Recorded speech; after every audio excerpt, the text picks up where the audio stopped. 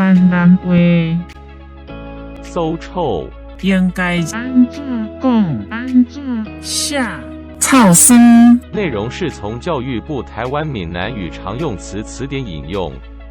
释义：馊臭，食物因为变质、腐败而发出酸臭味。用力，这骹梅敢若臭酸气，无哪会味怪怪？这锅粥好像坏掉了，不然怎么会味道怪怪的？